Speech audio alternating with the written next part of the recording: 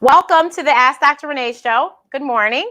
Today's show is with Carrick Brunson. And if you've never been to the show before, Paul has been on twice before, so this is his third appearance. And the show is here to motivate and inspire you to live the life you deserve, especially in these times. I think everyone needs some sort of motivation so that they can see something coming, because right now, looking at the same four walls can get really, really, really bad. And I want you to understand that life is not a dress rehearsal. You only have one life, so you might as well live it to the fullest right now. And he is somebody who completely understands and believes that. Besides the fact he's my West Indian brother, he is the truest Jamaican you ever met, truest West Indian. Me and him both, with all our different jobs and streams of income, he understands and he enjoys life. So I want you to hear him. And if you haven't heard his story, you can hear that in another show. But we're just going to catch up from the last time he was on. So, Paul, thank you for coming to the show today. Wow, it's my pleasure. I didn't even realize that I've been I know, I saw your face. I was like, you're like, oh. Yes, cool. Yes. Good so to see the you. last time, huh? I said, good to see you. Yes. So the last time you were on the show is when your show was on ABC. Oh, okay. I Need Love. Yes. All right. So this is 5 years ago, maybe. Right. Okay. Yeah. So for those that didn't see, I Need Love was a dating show that was amazing. And I don't know why ABC didn't continue with it. Perhaps they'll share.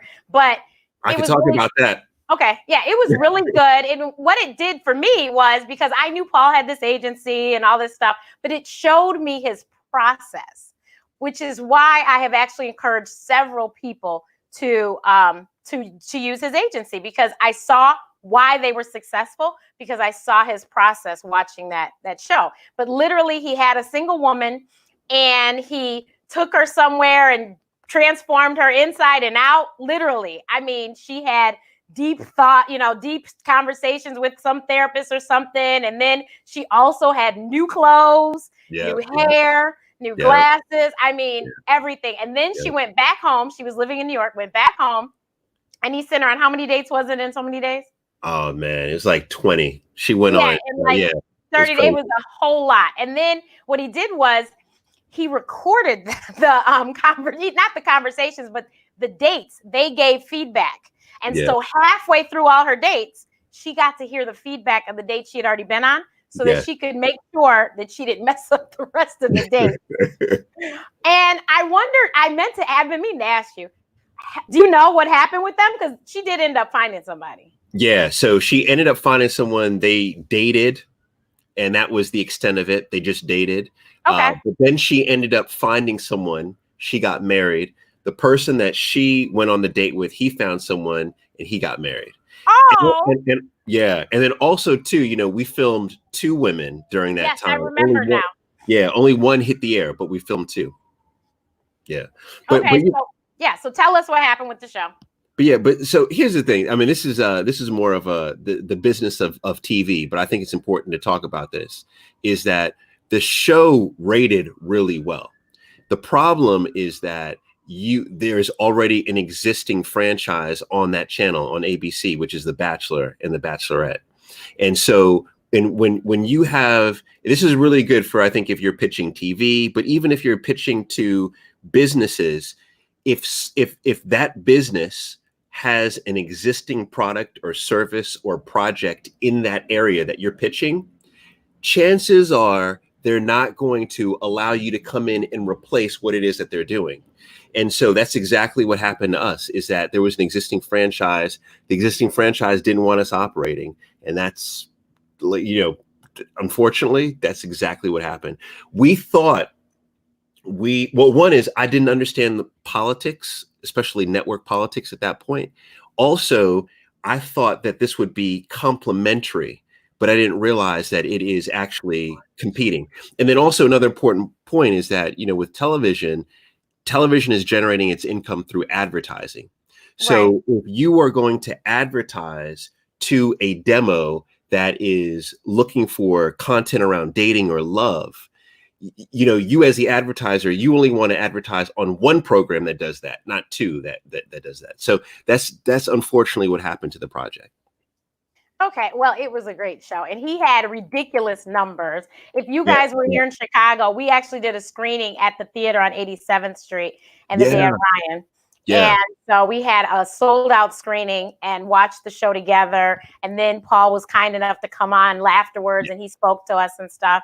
But yeah, that was it was a good show. Like I was excited to watch it. It was. But who knows? You never know. Right. This is the thing about TV. You never know. You never know. Paul. So let's start. So one, I wore my Oprah today because of Paul. So Paul was real quickly, the reason Paul and I met was because of social media. And we both say social media can be a great thing if used correctly. And we've used it correctly. So Paul and I met because my friend Lolly Boeing, she said, Renee, there's a man doing matchmaking on Twitter. A black man. I go, really? A black man doing it. And so, I think you should check it out. And I said, okay. So I started following him on Twitter because of that. Then he said something, and somehow I knew that he was Jamaican. I forgot what it was. So then we became Facebook friends. And then this is the funniest part of the story. And I don't know why he still speaks to me this day because of this, but the man would be on everything. I mean, he'd be on Ricky Lake back then. Who else was it? Anderson Cooper. Yeah. Everything. And every time he was on, I would send him an inbox message with my critique. My mother was like, did he ask you for that? I was like, no, but so I would do that consistently too. I would do that. And then whenever he posted anything, I would retweet it, of course. And so then he posts something about his favorite pizza. What's the best pizza in Chicago? Chicago, yeah. Like, why is he asking that? He lives in DC. And I go, oh my God, this man is in Chicago. So I sent him a DM and I was like, are you in Chicago? He's like, yeah, for a short amount of time. Meet me tomorrow. So we got to meet in person for that. That was the first time. That was a long time ago. Yeah, and, I remember that. Yeah. And my mom was like, what is he going to do? Is he going to match you? I said, Mom, I don't know. I'm just going to go. So we had a great conversation about how I need to be on TV. And it was great advice. And then from there, Paul, his book was coming out and he did this great event in Chicago at Harpo Studios. Yes. So my sister happened to be in town that weekend. We go and my sister gets to meet him and we get our book signed, took pictures and stuff. No, you didn't have the books that day. No physical books. Yeah, no physical book. Yep. Yeah, you're right. It was the pre. Yeah. Yep. So we didn't have books, but we were able to see him, talk to him, take pictures. And my sister goes to the book signing for Real Books in Brooklyn. And she tells him, I'm Dr. Renee's sister. And he goes, foodie engineer, right? And I go, did you write that down? She's like, no, he just knew. I go, he knew? She's like, yeah. And then, so Paul had told her that he saw all of my retweets and I would share all his stuff and he appreciated it. And so years later, I tell everyone Paul is my boss because Paul is one of the people that one of my many jobs. So I tell everyone I'm his operations manager / glorified assistant. So I'm the gatekeeper. You got to come through me first, between me and Jill. Yep. You got to come through the two. We're both 4'11s. You got to come through us to get to the big guy. 4'11. That's right. True too. That's true. We're the same height.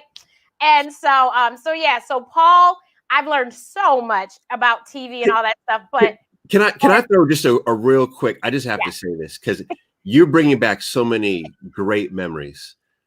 You know that, and this is my first time to really sit with this memory in a long time, is when we did that event at Harpo Studios in Chicago. That I will never forget, sitting backstage in the green room, right? So we're in this green room where anyone who's ever come in, right? You've got the Pope, right? You've got the Queen, you've got presidents, you got all these people.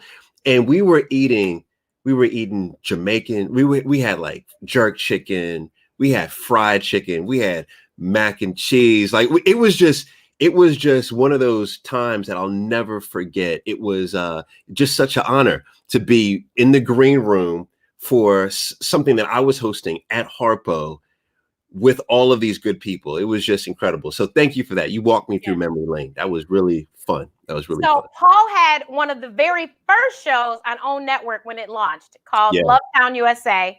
Mm-hmm. And it was a dating show. They literally went into a town and matched a whole lot of people in a small town in USA. And so that's why I said I wear Oprah. One, he did Harpo Studios, and two, of course, Oprah was his boss. Yes. And she picked him. And Paul always tells the story, and I love this story because I am the same way. So he had a YouTube channel. He had put up the content, and he said his mother was the only person that would watch his stuff. Well, lo and behold, somebody watched his stuff and showed it to Miss Winfrey, who then started watching his stuff and then asked him to do a show. So it's not always about the quantity, but the quality of what you're putting out there. And like he literally had like 10 views on his videos. It's only about 100 now. So it's like, so not a whole lot. Yeah. But the right people saw his stuff. And I try to encourage people all the time, because some people are like, well, I got online and nobody was watching, or they'll sit there and wait for people to watch. No, just go. One, it's going to be replayed a million times. It can be replayed a million times. You just never know who's going to hit play. And you don't know who's watching. So you just have to put yourself out there and get out there. Yeah. So that was his first show. And then and then he hosted Our World with Black Enterprise. Earl Graves, rest in peace. That was so sad to hear that he died this week. Very much and so. And Our World, that was my show. Even though it came on the crack of dawn on Saturday mornings, or was Sunday mornings here in Chicago, I used to watch it religiously. Even before he hosted, I watched it. Yeah, so same here. I grew up watching that. It was one of those where that was one of the biggest honors of my life, to watch a show that I watched growing up. And even when I got a little bit older and Mark Lamont Hill was hosting it, it was one of those where I never would not miss an episode. So that was a massive honor. Yeah. And then it was really cool because now I actually, besides the host, I knew a lot of the people that he interviewed too. One of my old babysitters you interviewed. Oh, wow. Who, what episode was that? Paper. Oh, yeah, I remember that. Yeah, definitely. Yes, her mother played bridge with my mom, and she would watch us while they played. Okay. See, so, it was a great show. Yeah. And then, so then, like you said, the dating show. So then, Paul, you did another dating show before you left the U.S. He did a show on Lifetime. That show was good, too. Yeah, that was a really good show. That show, Date Night Live, you're talking about. Yes. Yeah, it was a different concept. Date Night Live. It didn't make it. And the reason why it didn't make, in my opinion, the reason why it didn't make it, and this is for everybody out there who's thinking about TV shows to pitch, is you need to have, in every TV show, there needs to be a payoff, right? So at the end of the show, there needs to be something that happens so that the audience feels satisfied. Right. So there was some story arc that happened. Oh, I see what you're saying. There's a payoff. And with Date Night Live, it was a brilliant concept because we were literally sending people on dates all around the United States live. And then myself, Bethany, Michelle Collins, right, we would sit and commentate on what was happening. And we would do this for 2 hours live. The problem is that we had great viewership, but by the end, there was no payoff. And we kept trying to figure out what was the payoff. Is it like that you get a kiss at the end of the date? Is it that you bring them home, right? What was the payoff? So that was the issue. The payoff, we can never come up with a satisfactory payoff. So that show. But he doesn't quit. So he makes this announcement. He's moving overseas. I was like, you're doing what? So he didn't move, actually. He just went temporarily, and then he finally moved because how many seasons now have you done? Yeah, I'm entering my 5th. Yeah, see? My 5th series. Yeah. Yeah, so so Celebs Go Dating, which because of my fancy cable, I get to watch. And it is very, very interesting. I think I told my sister if I knew the celebrities were, it might be more interesting. Yeah, it totally would. I don't know them. Yeah. But I liked, what was her name? The black girl that I told you. I liked her. She was funny and she made me watch. Allison Hammond. Yes, Allison. Yeah. Yes, the comedian. She was funny. I liked her and I watched her for her. That's how I watched this last series. But yeah, so Paul has uprooted his family, has 2 lovely sons, and of course his wife. And now they live in London, and now they're quarantined in London like we're quarantined here in the U.S. Yes, yes. And we're on serious lockdown. We're entering week 4 right now. Oh, I'm entering week 5 tomorrow. Yeah. Yeah. But now here's the thing though. It's legal lockdown. So, and this is one thing that I really appreciate about the Commonwealth of the UK is that they really didn't mess around. They did not mess around. I give them double thumbs up on leadership. They decided to lock down the entire, Commonwealth. It is illegal to leave unless you're exercising once a day, going to the grocery store, or you have to go to the hospital. And people, for the most part, are obeying. And as a result, we're now on the downside of the curve, as they like to say. Oh, that's wonderful. Yeah. Yeah. So the US, unfortunately, is not obeying. And I mean, right here in Chicago, I posted a video the other day on Facebook. It was a Facebook Live. They were playing basketball. Yeah. Yeah. Full I've seen it. basketball. No. I think this is, I was talking to some friends yesterday about this is a fascinating time because you get a chance to see this nation, right? The United States, that so many of us thought was, this well-oiled machine, right? That could really take care of its people, because that's ultimately what government is responsible for, taking care of its people, the safety of its people. And you can see now that America is not the place that we thought it was. And then on top of it, you could see other nations who actually are the nations that we thought they were. And you can see the emergence of new global leaders as a result of this. It's it's a sad state of affairs in the United States. Like it's like talking to my, all of my friends yesterday that I was talking to are all in the States. And, one friend was in Harlem and he was saying how kids are out there, they're playing basketball. It's one of these where if I turn my camera right now to show you, I'm right here in the Thames, which is a super popular like I would say. So I live in central London, literally the most popular area in all of London. There's no one on this. There's no one on the streets. No one on the streets. It's just different. It's crazy. And I'm just like, I don't understand. I don't know what other threats we can give to get people to just stay home. It's just, I don't know what else. They're fining people. That doesn't seem to have been stopping anyone. People are dying. I'm sure you've heard Black people are dying in ridiculous numbers here in the States. And it's not just Chicago. Chicago's 70-something%, but it's Detroit and it's New York and it's, and it's Louisiana and it's all these different places.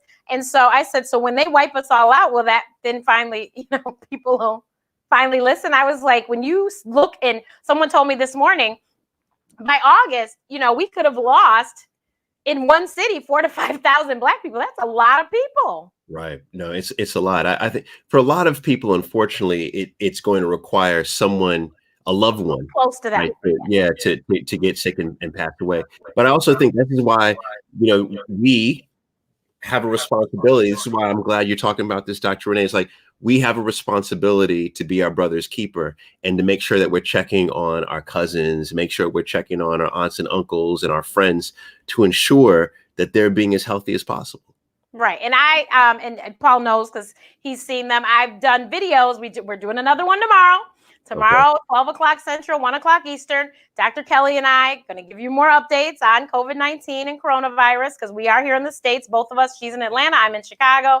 And we're going to talk about, what has happened this week with everyone talking about the Black people dying and what we can do to help that from happening. So we'll be talking about that tomorrow. But I just hope people are hearing and they're paying attention. And, I did a hand washing experiment video. I have another experiment video I'm going to try and do that hopefully will show people why you need to do this and not that. And, and then I did go to the grocery store and a lot of people had masks on. Some of them didn't have them on correctly. So I'm sure they were looking at me because I didn't have one on. But I have said that for me to put a mask on is going to cause me to touch my face more. So it's just better. I just don't wear one. I go do what I need and leave. And when I go to the grocery store, no one's usually there. It's very empty. So 6 foot distancing is really easy because it's not a lot of people. Yeah, so I am, but I was looking at somebody who had a mask and it was right here. And I'm like, supposed to be up here, but okay. So I was like, whatever. Okay. But yeah, so as long as we keep educating, hopefully it will get through, and we will all get through this. Eventually it will end. I just hope it would end sooner than later.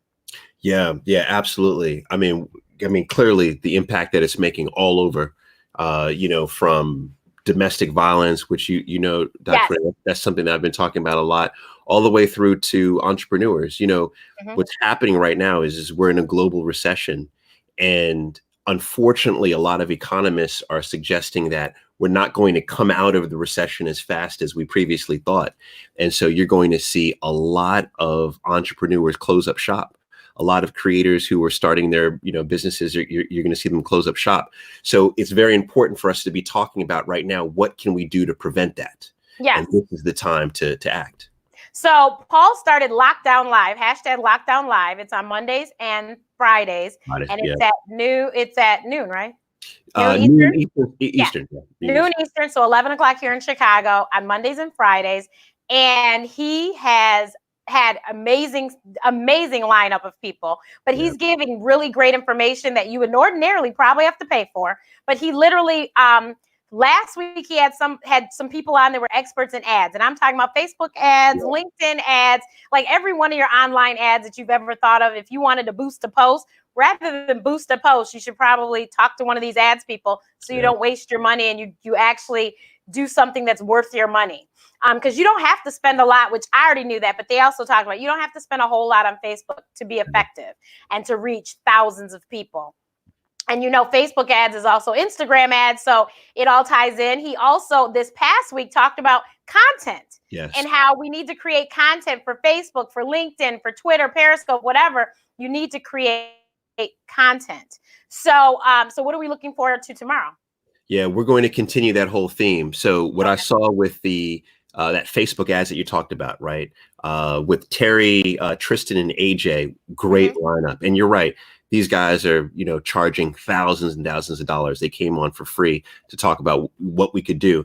But what I noticed in that conversation is there was a lot of talk around what's the best type of content to fit within the ads or to do outside of the ads. And so we then, in our next session, talked about how to create a content strategy. And then in that conversation, the number one thing that came out was, well, everyone needs to be doing video, whether it's live like you do, Dr. Renee, very well, whether it is static video, but we all need to do video. So the next session tomorrow, I have 3 of literally my favorite communicators through video and live, talking about how we can strengthen our storytelling and our influence through video. And so I can't wait. Like it's fascinating. Like these lockdown lives, I come on as a student as well. I think it's very important, no matter what we think we know, to humble ourselves to the point of we can learn something from everyone. And I come on just hungry, ready to learn. And so that's the session tomorrow. I can't wait. Can't wait. So because the world is small, I was on Facebook Live with Sharon Lori way back in the day. Okay. And not Facebook Live. It was before that. This was YouTube when they had their YouTube show. And yes, they did. They had a discussion about the documentary Dark Girls, and I was part of that discussion. Yeah, I do kind of remember when I did their show that I had seen you on their show. Yeah, definitely.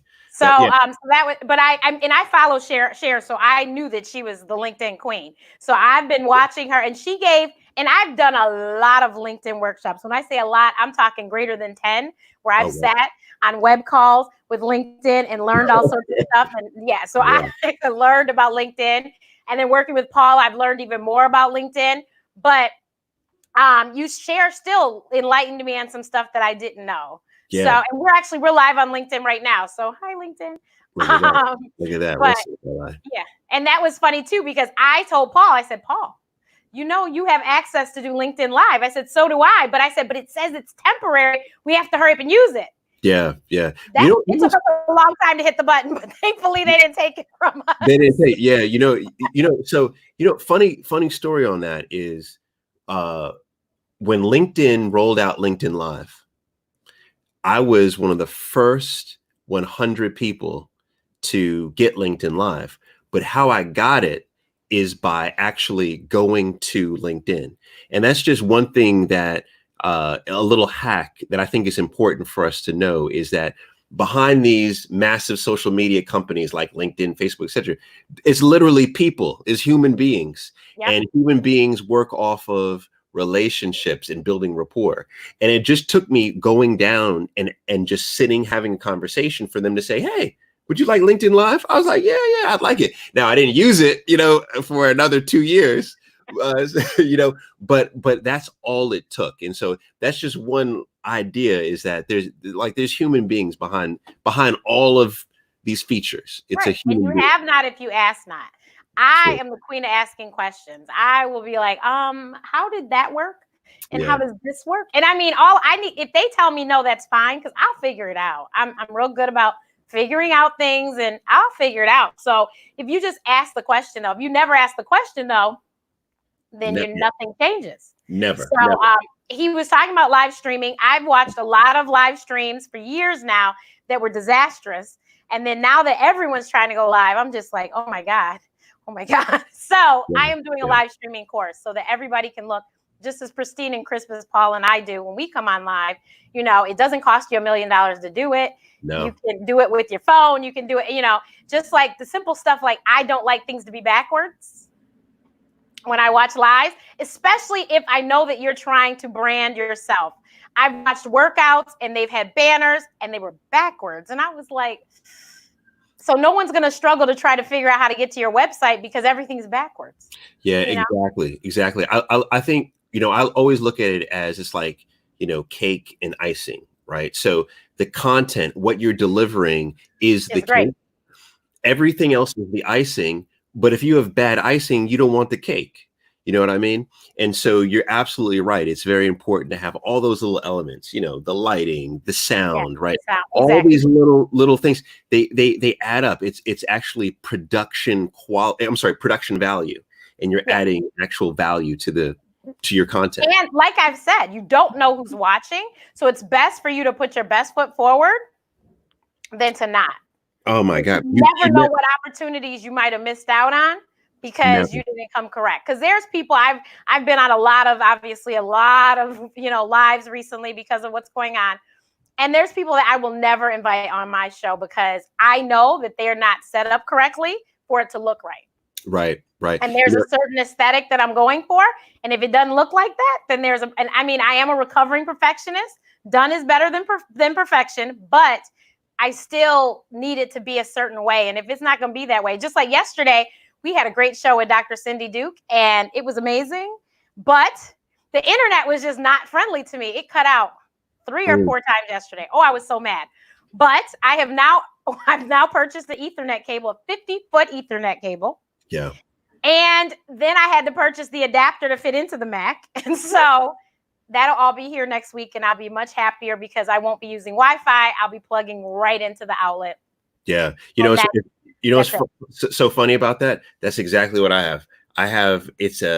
I think it's even longer than 50 foot. It's like, I'm in my room right now. It wraps all the way out down the hallway to my boys' room. Right. It's to get that. And to your point earlier, where you talked about Oprah watching what's the name of the show? Modern Day Matchmaker. Thank you. Watching that show, I realized that it was not the type of show that would garner everyone. But if you watch it, you see how much production value is in it. Literally, I remember the cost it would cost upwards to $4,000 to do one of those videos. $4,000. Now, wow. I didn't have that money. So like I burned through it, and by hook or crook, I was trying to make it happen. That's how much it cost to do it. And why? Because I wanted to have exactly what you're talking about here is you want to deliver as much quality as you can. Right. And and like I said, when I do the course, I'll tell you all my secrets and tell you all the gadgets we have going right here. But even this, this was a gift because I have the best friend in the world. but it was something that I was going to buy. And the funny thing is, me and her have always been synced. Like even her oldest child really knows that we are the same human being. When I went home for my birthday that year, we were at dinner and she said, "Oh, your gift. I have to show you a picture on my phone. It's being sent to your house." I was like, okay. Because of course this is in another state. So she shows me and I'm seeing my logo. And I knew she had asked me for my logo, but I forgot about it because it was a while ago. She shows me and I just see my logo all over white. And I'm like, I looked at her, I go, "Is that a step and repeat?" And she goes, "Yeah." And I go, "Oh my God." And I looked at my mom, I go, "Did you tell her?" Because my mom is who I kept having these conversations about. I think I need to buy a backdrop. I think I need to buy a step and repeat. And my mother was like, I didn't tell her.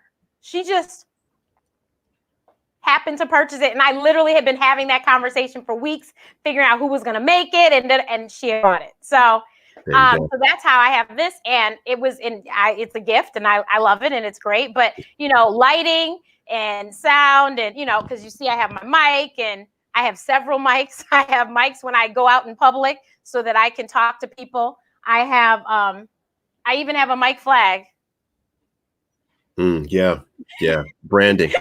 Oh yeah. So, you just have to have the whole package. And like I said, I watch a whole lot of lives and I'm like, yeah, that person can't come on. And then not everyone's coachable either. And you can't convince other people that, this is what you need to do for it to look right. And so I'm like, okay, well, I can't be bothered. So, you have to do what you have to do. Right.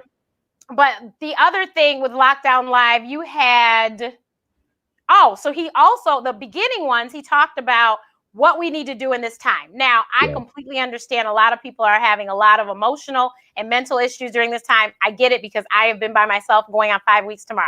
So I completely get it. I haven't seen, except for the people at the grocery store, every whatever. And honestly, only one time did I go to the grocery store and see people I knew.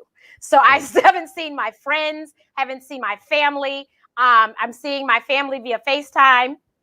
And that's about it. And I actually was supposed to be in New York for a extended period of time right now anyway, where I'd have been with all of my family and I'm not seeing them. So I get it. I just wanted people to understand that even if you don't, because not everyone's an entrepreneur, even if you do not create a business, because you don't have to do that, find a new hobby that helps you to ease your mental, anxiety, whatever. Forgive a family member, a friend or something, or check on someone. Just do something to make yourself a better person when you come out of this. That's it. Yeah, I agree.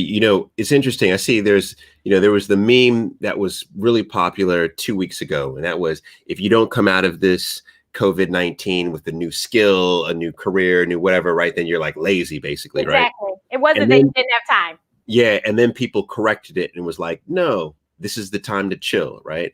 And I find just relaxing and chilling to be an interesting topic because we all relax and chill differently.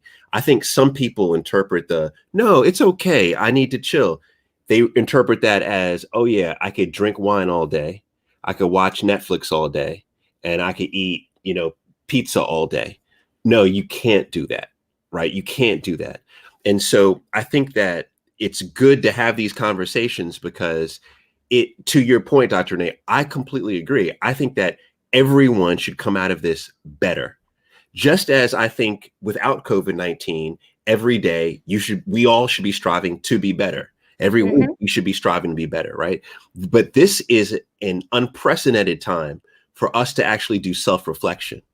This is an unprecedented time for us to have all of the noise kind of reduced and have it just be us. So I'm with you. I think we all should come out of this better. And if we don't come out of this better, then time was wasted for sure. Right. And so that's my thing. Like I said, as crazy as I'm being here, I'm trying to make sure that I stay on task on the things that I knew I wanted to do for 2020, which was to bump up my YouTube, bump up my Pinterest. I'm doing that.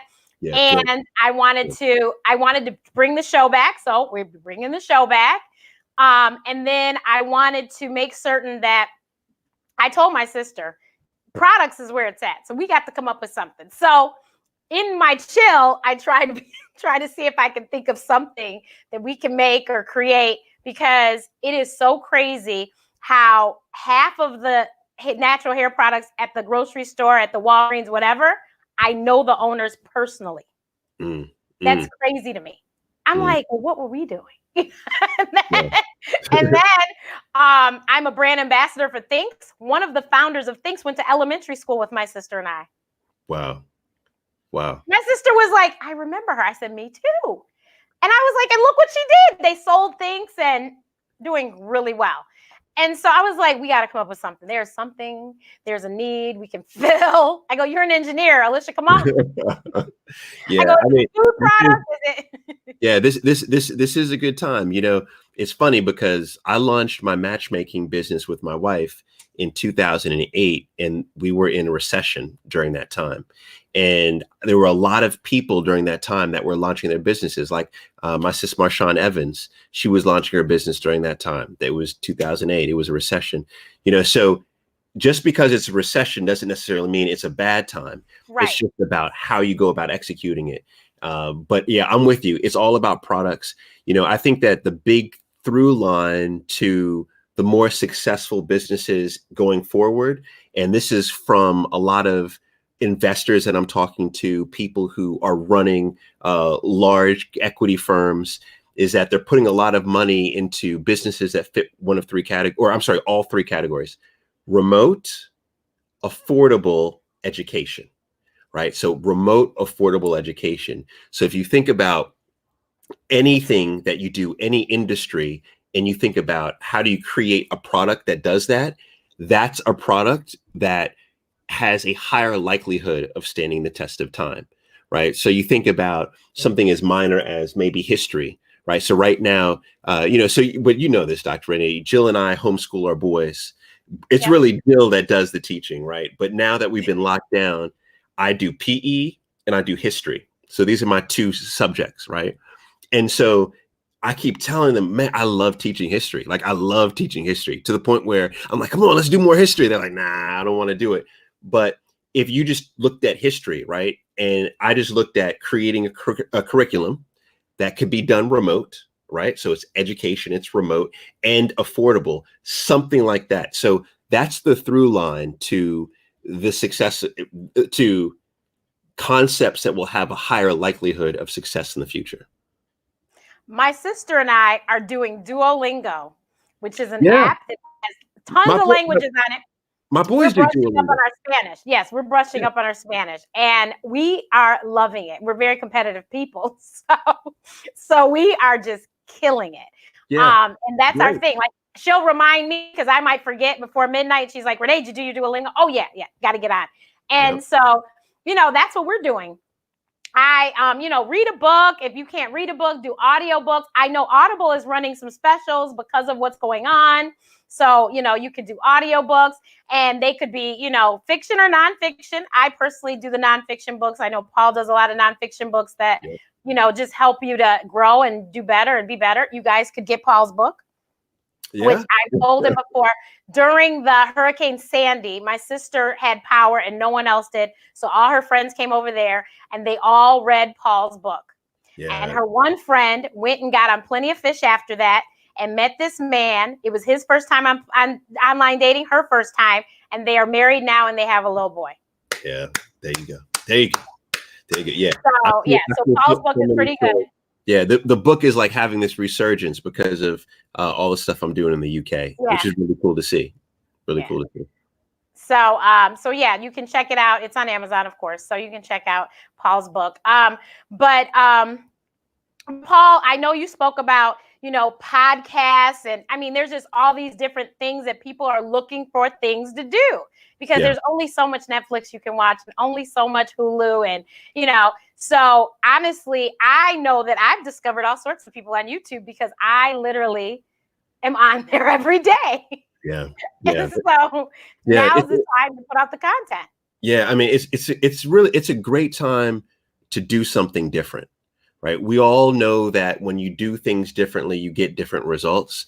There's never been a better time for us to experiment because you literally can't fail right now. Right, we're living in we're living in an unprecedented time where time is almost frozen to a certain extent. Right. So you can literally try anything, and so I suggest everyone do things differently. That's do things different professionally, do things differently if you're locked down with a boyfriend, girlfriend, child, right? Do things differently. So for me, one of the big things that I've been doing differently is I've actually been reaching out. So I'm using Lockdown Live as an opportunity to showcase a lot of my friends, but I also make sure that on every Lockdown Live, so this is just something personal, but I'll put out, is on every Lockdown Live, there's someone I'm bringing on who I don't have a relationship with, who I would like to build with. And so I'm extending that opportunity to them, but it's an opportunity for me to learn, to build the rapport, etc. Right? So you looked at, when you talk about the Facebook ads, the gentleman, AJ Wilcox, who talked about LinkedIn, who's phenomenal on LinkedIn. Yes. I didn't know AJ, right? That was my first time interacting with AJ, right? And since then, he's referred me to someone. I've now listened to his podcast. And what that does is it adds to my social network. Right. And our network is where we derive our opportunity from. And so I think this is a great time to just do things differently. And for me, it's connecting with new people. Yeah, definitely. And I mean, there's, like I said, there's so many smart ways to use social media, and also at the same time to flourish from it. I tell everyone, Paul and I met, like I said, via Twitter, and I got a random email from someone on his team asking me if I wanted to work with him. And I'm like, huh? And I remember I was in California at the time, and I told my sister, I was like, I got this weird email. So I said, I'll respond. And so all I know, Paul was like, oh, I'll give you a call. We'll talk about it. I was like, okay. So we talked about it. And so I worked for free 99. And then I think a year or so. What project was that? What were we doing at that time? That was your inbox. Okay. That project. That hadn't been touched in like 10 years. This is the beginning of Facebook, basically. Oh, man. So, yeah. Yeah. And I mean, it was a lot of work, you guys, but I could see the forest for the trees. I am not crazy. I have good sense to know that he was good people, and I like to surround myself with good people. And I knew I could learn a lot from him outside of what I was doing anyway. So I did it. And of course, a year or so later, I ended up getting paid. And so I've been put on, then I would be off, and then I'd be back on. And so, yeah, so this is my boss. So funny. What was that project? Inbox. Yeah. Yeah. That's, I tell you, the inbox on every platform, including my email, like, it's like a black hole for me. It's terrible. It's just like, yeah, disastrous. So yeah, that was an opportunity, and I took it, and I keep moving with it. But yeah, you need to definitely look at all these opportunities. Look at all these celebrities that are just sitting at home. Yeah. With nothing to do. Yeah. It's also, I think it's a great time for everyone to play matchmaker from a business standpoint. There are a lot of people, I've noticed this too happening to me. Is there are a lot of people who are reaching out to me to say, Paul, do you know person X? So like literally yesterday, this is actually good, especially for all the Caribbeans in the house.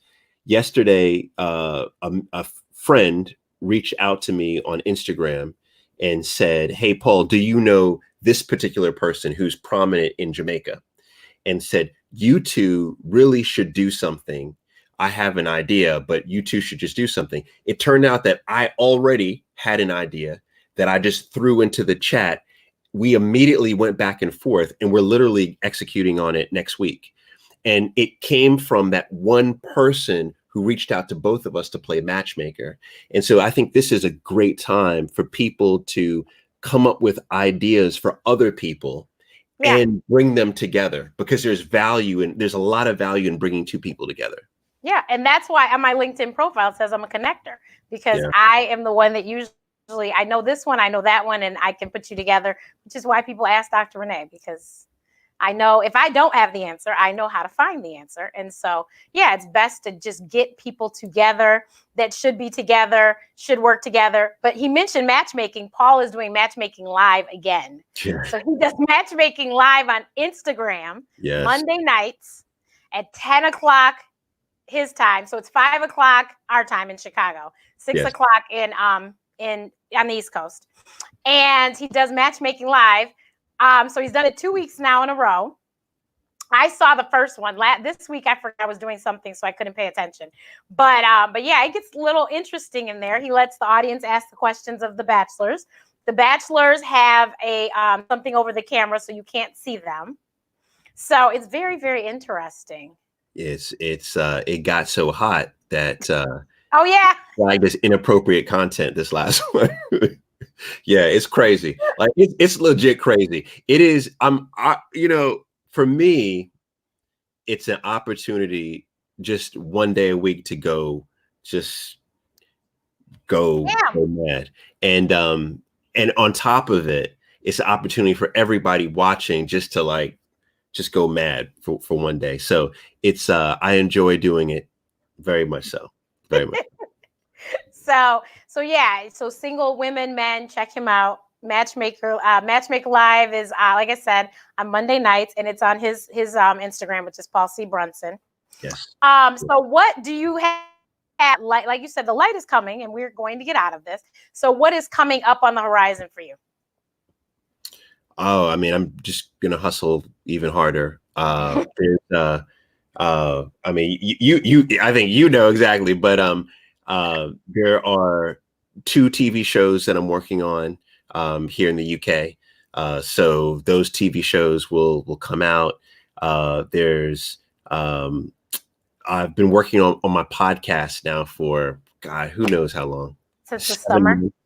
Yeah, forever. And I've held it back in particular because of the fact that we're kind of in this depressed podcasting download zone. So I'll launch that, when the light comes on at the end of the tunnel, and I'll go heavy on the podcast. I really think it's special. I think it's unique. It's an idea that I don't see people executing on right now. I feel like it's needed.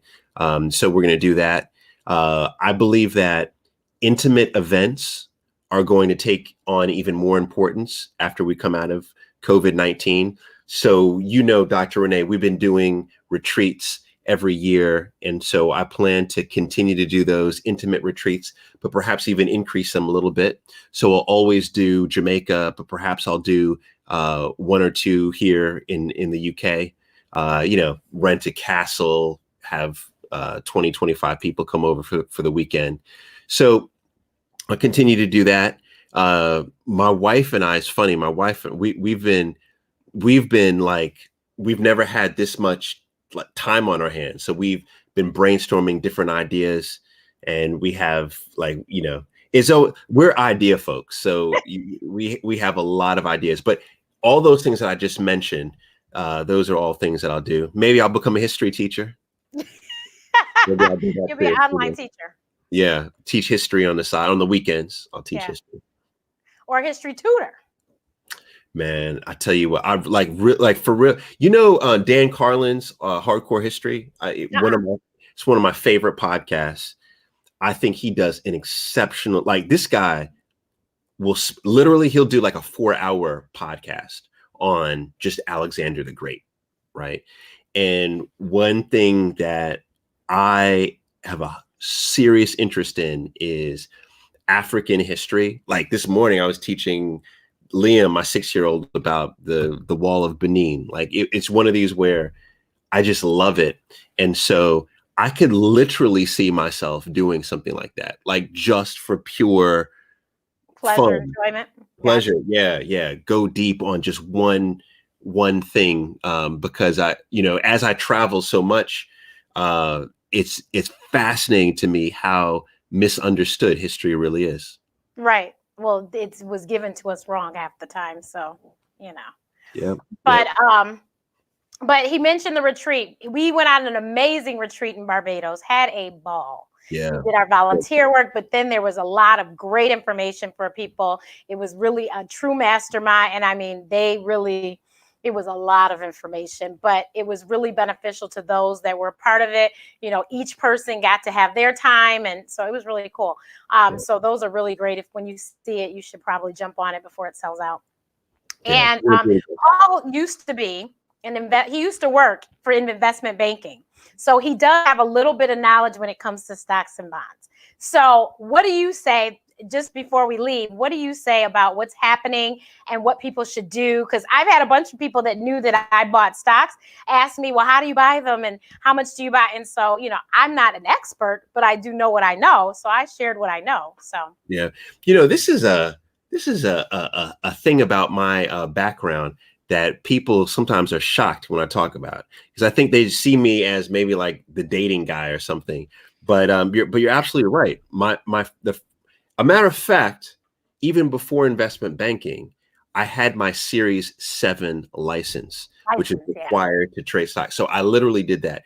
Then did the investment banking, and then there's what's called the CFA, right? Financial analyst, just like a CPA, right? But the CFA, which is like the equivalent of an MBA, and I did that as well. So, so finance is really my foundation. But I have been talking a lot about equities these days, and I think there's really, I mean, for me, and one, I have to be careful because I did have my Series 7 license. I don't have it anymore, and if you can't necessarily tell people what to buy without that. However, I'll tell you what I'm doing for myself. 3 areas that are really important. One is electronic pay systems, pay platforms are huge, like Square, my Stripe, stock, PayPal, like electronic payments, because it's clear, right, where we've moved to. Right. Another is, or what I would call categorize as defense stocks. So any stock that makes defense equipment, whether that be a missile, a bomb, an airplane, communications devices that support the US military, that category, that budget category in the US government increases dramatically every year. So when you think about that, these companies, these defense companies, like look like a Boeing, for example, they derive their money from the government. They get government contracts from the Air Force or the Army or whatever, and then they build equipment. That's never going to go away. That is as recession proof as it gets. That will never change. And so that to me is always a very sound investment. You know, and then companies, and I always say there's kind of like 3 categories within these type of companies that I look for, is companies that have a lot of cash that are sitting around, and it's a product that I understand the business model, and it's a product that I use, right? So for example, Apple is a great example. A lot of us use, I'm talking to you on a MacBook Pro right now. I got mine right here too. Yeah, it's my iPhone right here. Here's my iPhone and here's my iPad. Yeah. So this is a company that has over $100 million in cash. The reason why I like over $100 million in cash is it means that when we go through recessions like this, that they'll be able to survive. They'll be able to make their payroll, because believe it or not, big billion-dollar companies still have problem making payroll. Literally, they still have problem making payroll. So $100 million, you know, financially they're sound. Secondly, it's a product that I use, right? We use this. So therefore we know, oh, you know what?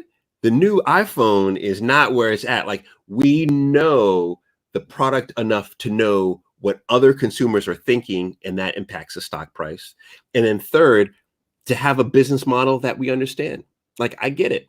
I understand where Apple derives its money, right? We see the products, but we also know about the cloud, right? We also know what we're doing there with streaming. So to just have that. So that's my third category, is if they have over 100 million sales, you use the product, you understand the business model, that's always going to be a good investment for you. So there you have it. My advice was, I said, I buy things that I use. So like I have Groupon because I'm cheap and I like coupons. So Groupon was something I bought. I bought Uber. You know, just things that I use and I know. I purchase. Like he said, Apple. I have Fitbit stock because I wear my Fitbit every day, and I'm in a million Fitbit challenges. So I bought Fitbit stock a long time ago. I've had it for years now. But yeah, you buy what you know. I remember in college or high school, one of my friends bought Nike stock. She was a tennis player, and everything was Nike, head to toe. And we didn't know anything about stocks or whatever, but she's had that Nike stock a long time. Yeah.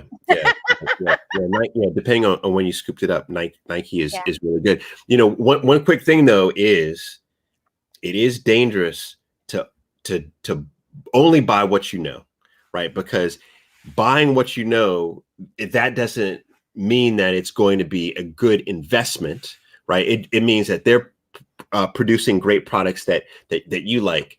The trick is, I think, but I guess this does endorse what you say. What you said is that you just need to have a strategy, because most people, what happens, the reason why they get burned in the stock market is because they don't have a plan. So they're just like, I'm just gonna, all right, Dr. Renee said buy what you know. All right, Paul said buy it at over 100 million. Okay, I'm gonna do that. Oh no, and then I'm gonna sell, right? No. That's where the problem is. Strategy, exactly. The key is to stick to a strategy, and quite honestly, the key is just to hold. Like that is it. You look at people like Warren Buffett, right? Really, what Warren Buffett does is he buys a massive quantity of stock and he holds onto it.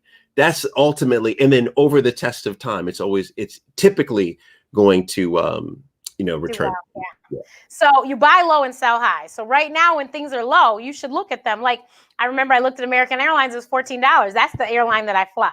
That's where my frequent flyer miles are. That's, you and I both know that's our airline. British Airways and American are One World Alliance. So I was like, this makes sense because it wasn't $14 a month ago. So this makes sense. And it's going to get better. It will get better because people are going to be flying. Trust me, as soon as we can leave, I have more friends than I can count that are like, I'm going here, I'm going there, I'm going there, I'm going, because we've been cooped up for so long. So people are going to fly. So that's definitely going to go up.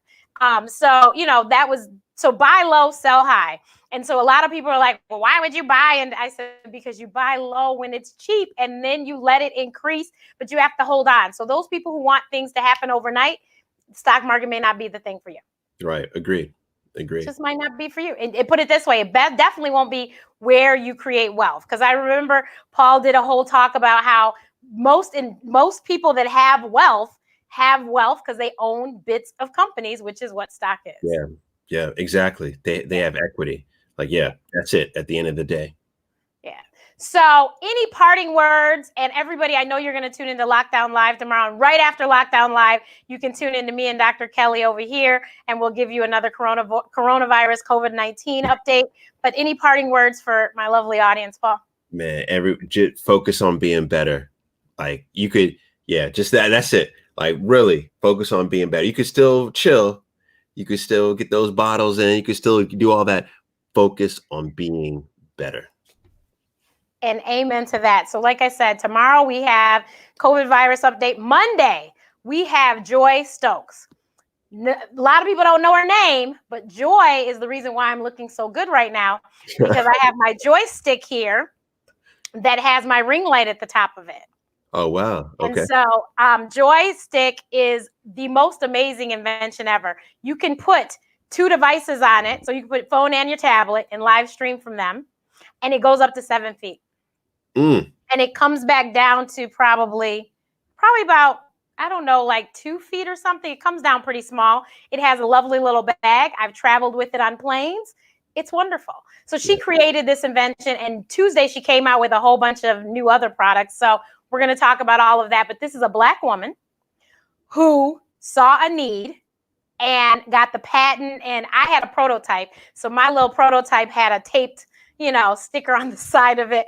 But now I have the real deal, and it's engraved and everything. Because like I said, she got a patent and everything. So we're going to talk to her. Nice. And so that's on Monday, and we're working on some other stuff. So just stay tuned. If you are not on my email list, you might want to join. Go to my website, askdrrenee.info. My email list will have an email probably on Sunday night, Monday morning to let you know who's going to be on the show next week. Thank you everyone for the YouTube. Oh my goodness, we are at 1,300 hours. I told you we need 4,000. We're at 1,300. And when I tell you we started at 300 on like March 1st or something, look where we've come. So if we really punch it, we can get this done. So I appreciate everyone and all the views on my YouTube channel because it is working.